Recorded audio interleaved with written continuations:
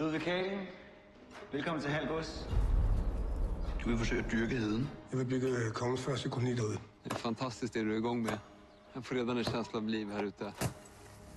Heden er Guds natur i al sin pragt. Hvorfor kastrere et vildt væsen, der bare gerne vil være frit? Han har Gud netop ikke sat mennesket på jorden for at skabe civilisation. Gud er kaos. Livet er kaos. Nej, krig er kaos. Men vinderen er den, som kan finde ud af at kontrollere kaos.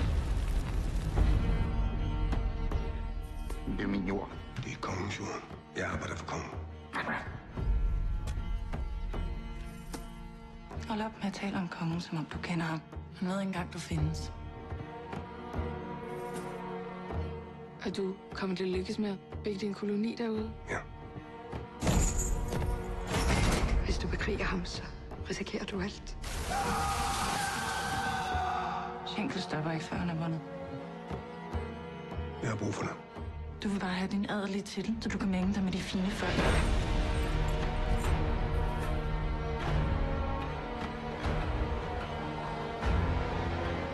Jeg må væk herfra.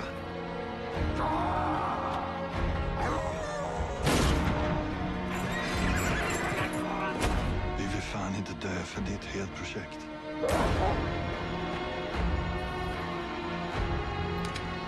Hold dig væk fra heden. Er det forstået? Kaos, Ludvig.